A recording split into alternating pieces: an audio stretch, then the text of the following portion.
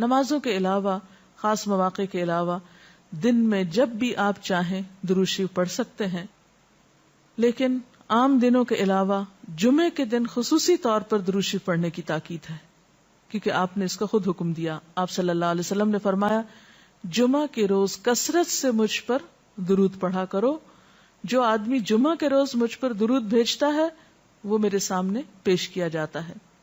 اسی طرح دعا سے پہلے، دعا کے بعد، پھر جہاں کہیں آپ کا نام لیا جا رہا ہو یا لکھا جا رہا ہو یا کسی بھی طرح آپ کا ذکر آئے وہاں آپ کے لیے درود پڑھنا.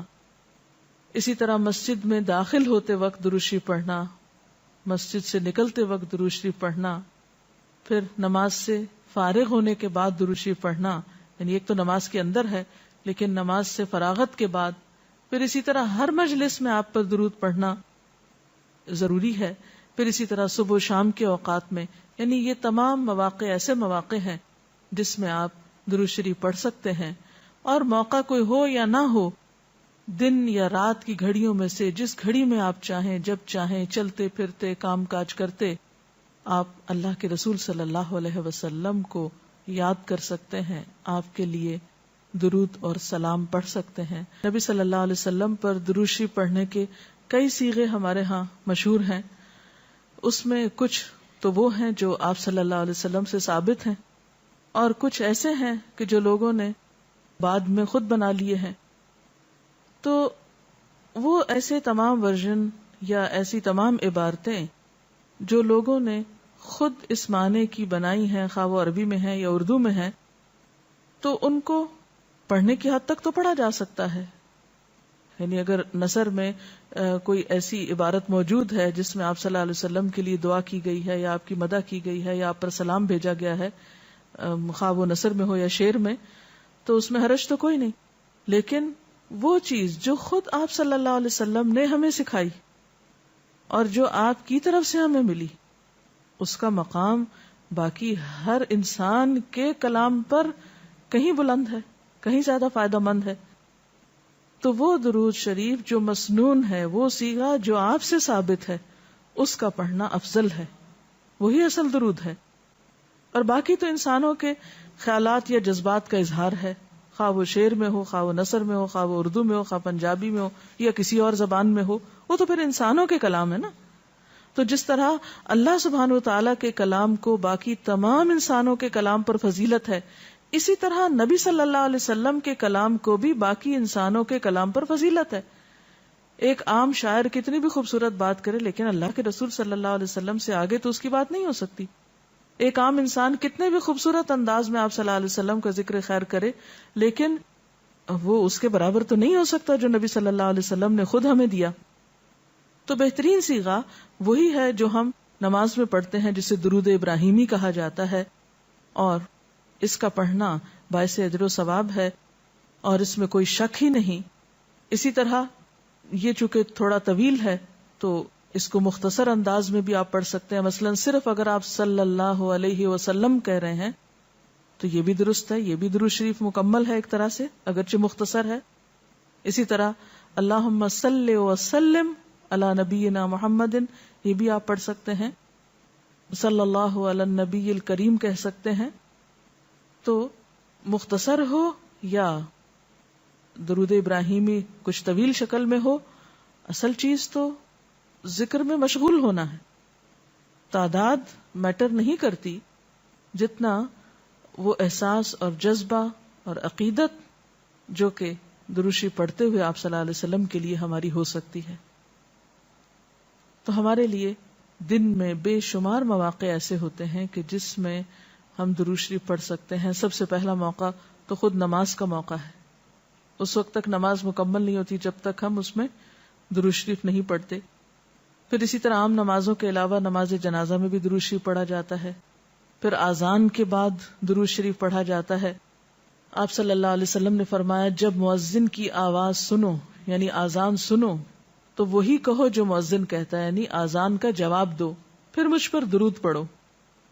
یعنی اذان کا جواب دینے کے بعد جب اذان ختم ہو جائے تو کیا کرنا چاہیے؟ نبی صلی اللہ علیہ وسلم پر درود بھیجنا چاہیے. کیونکہ مجھ پر درود پڑھنے والے پر اللہ تعالیٰ 10 رحمتیں نازل فرماتا ہے. اس کے بعد میرے لیے اللہ سے وسیلہ مانگو، جو جنت میں ایک مقام ہے جو جنتیوں میں سے صرف کسی ایک ہی کو ملے گا، اور مجھے امید ہے کہ وہ جنتی میں ہی ہوں گا، یعنی آپ صلی اللہ علیہ وسلم ہی کے لیے وہ مقام ہے. اور آپ نے یہ بھی فرمایا کہ من سألی اللہ الوسیلہ، جس نے اللہ سے میرے لیے وسیلہ کی دعا کی، یعنی درود شریف کے علاوہ آت محمد الوسیلۃ دعا ہم پڑھتے ہیں، یہ دعا بھی پڑھی جانی چاہیے. تو جس نے یہ دعا پڑھی اس کے لیے میری شفاعت واجب ہو جائے گی، یعنی قیامت کے دن پھر میں اس کے لیے شفاعت کروں گا. پھر یہ کہ درود شریف نہ صرف یہ کہ دنیا میں انسان کے لیے فائدے کا باعث ہے، بلکہ آخرت میں انسان کے لیے شفاعت کا ذریعہ بھی ہے. درود شریف پڑھنے والوں کو نبی صلی اللہ علیہ وسلم کی شفاعت نصیب ہوگی. آپ نے فرمایا جس نے 10 مرتبہ صبح و شام مجھ پر درود بھیجا اسے قیامت کے دن میری شفاعت حاصل ہوگی. اب یہ کہ اگر زیادہ وقت نہ بھی ملے تو 10 دفعہ درود شریف پڑھنا آخر کیا مشکل ہے، کتنی دیر لگ جائے گی، لیکن اس کا اجر و ثواب اور اس کا فائدہ کس قدر ہے. پھر اسی طرح درود شریف دعاؤں کی قبولیت کا ذریعہ بھی بنتا ہے، یعنی اگر دعا کرنے سے پہلے درود شریف پڑھا جائے اللہ تعالیٰ کی حمد و ثنا کے بعد تو اس سے دعا کی قبولیت میں اضافہ ہوتا ہے. نبی صلی اللہ علیہ وسلم کے ساتھ حضرت عبداللہ بن مسعود اور حضرت ابوبکر اور حضرت عمر تشریف فرما تھے. تو حضرت عبداللہ بن مسعود کہتے ہیں کہ میں نماز پڑھ رہا تھا، میں بیٹھا تو پہلے اللہ تعالیٰ کی حمد و ثنا کی، پھر آپ پر درود بھیجا، پھر اپنے لیے دعا کی. تو آپ نے فرمایا اللہ سے مانگو ضرور دیے جاؤ گے، یعنی جس طریقے سے تم نے دعا کی ہے کہ پہلے اللہ تعالیٰ کی حمد و ثنا کی ہے پھر درود شریف پڑھا ہے، تو اب جو بھی تم دعا مانگو گے وہ دعا قبول ہوگی. پھر اسی طرح ہم دیکھتے ہیں کہ درود شریف نیکیوں کا دروازہ کھولتا ہے، نیکیوں میں اضافے کا ذریعہ بنتا ہے. آپ نے فرمایا جس نے مجھ پر ایک دفعہ درود بھیجا اللہ تعالیٰ اس کے نامہ اعمال میں 10 نیکیاں لکھے گا.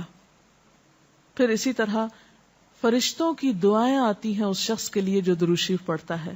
رسول اللہ صلی اللہ علیہ وسلم نے فرمایا جب تک کوئی مسلمان مجھ پر درود بھیجتا رہتا ہے اس وقت تک فرشتے اس کے لیے دعائیں رحمت کرتے رہتے ہیں. یعنی آپ درود شریف پڑھیں تو فرشتے آپ کے لیے دعا کرنے میں لگ جاتے ہیں. اب جو چاہے کم پڑھے اور جو چاہے زیادہ پڑھے، یعنی کتنی دعائیں چاہیے اس کو. دیکھیں ہم عام طور پر کتنا کہتے ہیں دوسروں سے کہ پلیز ہمارے لیے دعا کیجیے، ہمیں دعا میں یاد رکھیے، دوسروں کی ایک طرح سے منت سماجت کر رہے ہوتے ہیں. لیکن کتنا آسان طریقہ ہے فرشتوں کی دعائیں لینے کا کہ انسان درود شریف پڑھنا شروع کر دے. اور وہ شخص جو درود نہ پڑھے وہ صرف اپنے آپ ہی کو نقصان دیتا ہے، اس لیے کہ درود شریف نہ پڑھنا انسان کے بخیل ہونے کی علامت ہے. آپ صلی اللہ علیہ وسلم نے فرمایا جس کے سامنے میرا نام لیا جائے اور پھر وہ مجھ پر درود نہ پڑھے تو وہ بخیل ہے. اس سے یہ بات بھی پتہ چلتی ہے کہ اگر ہم خود درود شریف نہیں بھی پڑھ رہے لیکن اگر کوئی اور آپ کا ذکر خیر کر رہا ہے یا کوئی اور درود شریف پڑھ رہا ہے اور اگر وہ بلند آواز میں پڑھ رہا ہے تو ہمیں بھی آپ کا نام سنتے ہی دل میں درود شریف پڑھنا ہوگا. یہ بھی آپ کے ادب میں سے ایک ہے. اور قیامت کے دن اس شخص کے لیے جو درود نہ پڑھے، درود کا نہ پڑھنا حسرتوں کا باعث ہوگا. حضرت ابو ہریرہ رضی اللہ تعالی عنہ کہتے ہیں کہ رسول اللہ صلی اللہ علیہ وسلم نے فرمایا جس مجلس میں لوگ اللہ کا ذکر نہ کریں، یعنی اکٹھے ہوئے ہیں دنیا بھر کی باتیں کی لیکن اللہ سبحانہ و تعالیٰ کی کوئی بات نہیں کی، اور نبی صلی اللہ علیہ وسلم پر درود نہ بھیجیں، یعنی نہ تو اللہ کا ذکر کیا اور نہ ہی آپ پر درود بھیجا، وہ مجلس قیامت کے دن انسان کے لیے حسرت کا باعث ہوگی. انسان اس پر پچھتائے گا، خواہ وہ اپنے نیک اعمال کے بدلے میں جنت میں چلا ہی جائے. یعنی ایک شخص جنت میں بھی پہنچ گیا لیکن اس کو ایسی مجلسوں پر حسرت ضرور ہوگی جس میں اس نے اللہ کا ذکر اور رسول اللہ صلی اللہ علیہ وسلم پر درود نہ بھیجا ہوگا.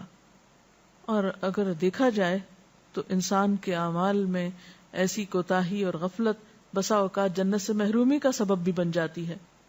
آپ صلی اللہ علیہ وسلم نے فرمایا جو مجھ پر درود پڑھنا بھول گیا اس نے جنت کا رستہ کھو دیا. یعنی جس نے اتنی غفلت برتی کہ کبھی آپ کا ذکر ہی نہیں کیا اور کبھی آپ کے لیے دعا ہی نہیں کی اور کبھی آپ کے لیے درود ہی نہیں پڑھا, تو اس نے اپنے لیے کیا کمایا؟ ان اللہ وملائکتہ یصلون علی النبی یا ایھا الذین آمنوا صلوا علیہ وسلموا تسلیما, کہ اللہ اور اس کے فرشتے نبی صلی اللہ علیہ وسلم پر درود بھیجتے ہیں. اے لوگو جو ایمان لائے ہو, تم بھی ان پر درود و سلام بھیجو. تو رسول اللہ صلی اللہ علیہ وسلم کے ذکر کا, آپ کی یاد کا بہترین طریقہ آپ پر درود بھیجنا ہے, آپ کے لیے دعائے رحمت کرنا ہے. وہ عظیم ہستی جس پر اللہ رب العزت کی رحمت برستی ہے, جس کا ذکر اللہ سبحانہ و تعالی فرشتوں میں کرتے ہیں, جن پر فرشتے دعائے رحمت بھیجتے ہیں, آخر ان کا ذکر اور ان پر درود و سلام میں اور آپ کیوں نہ بھیجیں گے؟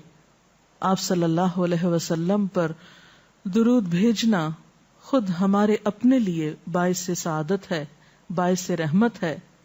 آپ صلی اللہ علیہ وسلم اس کے محتاج نہیں.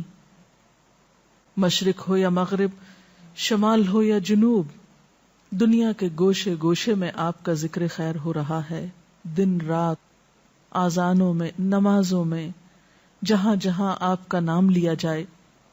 لیکن اگر ہم درود شریف پڑھتے ہیں تو اس کا فائدہ خود ہم ہی کو پہنچتا ہے, ہمارے اپنے لیے باعث رحمت ہے.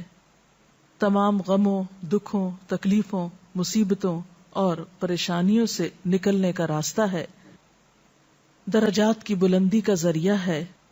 رسول اللہ صلی اللہ علیہ وسلم نے فرمایا, جس نے مجھ پر ایک بار درود بھیجا اللہ تعالیٰ اس پر 10 مرتبہ رحمتیں نازل فرمائے گا. ایک بار درود پڑھنے کا اجر و ثواب, اس کے 10 گناہ معاف فرمائے گا. یعنی صرف 10 رحمتیں نہیں, 10 گناہوں کی بخشش بھی ہوگی اور 10 درجے بلند فرمائے گا, یعنی درجات کی بلندی بھی. اسی طرح درود شریف آپ صلی اللہ علیہ وسلم سے قربت کا ذریعہ بھی ہے. حدیث پاک میں آتا ہے, قال رسول اللہ صلی اللہ علیہ وسلم اول الناس بی یوم القیامت اکثرهم علی صلاۃ, قیامت کے روز مجھ سے سب سے زیادہ قریب لوگ وہ لوگ ہوں گے جو دنیا میں سب سے زیادہ مجھ پر درود بھیجنے والے تھے. یعنی قیامت کے دن آپ کا قرب بھی درود شریف کی وجہ سے نصیب ہوگا.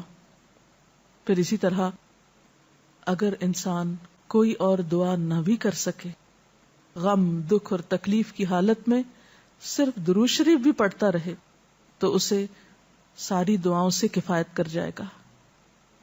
ایک حدیث میں آتا ہے, حضرت ابی بن کعب رضی اللہ تعالی عنہ کہتے ہیں کہ میں نے آپ صلی اللہ علیہ وسلم سے عرض کیا, اے اللہ کے رسول صلی اللہ علیہ وسلم, میں آپ پر کثرت سے درود بھیجتا ہوں, یعنی بہت زیادہ آپ پر درود بھیجتا ہوں, اپنی دعا میں سے کتنا وقت میں درود کے لیے وقف کروں؟ یعنی جتنی میں دعائیں مانگتا ہوں ان میں سے کتنے وقت کے لیے درود پڑھا کروں, یعنی آپ پر دعائے رحمت بھیجوں یا آپ کے لیے دعائے رحمت کروں. درود کا مطلب یہی ہوتا ہے. تو آپ صلی اللہ علیہ وسلم نے فرمایا, جتنا تو چاہے,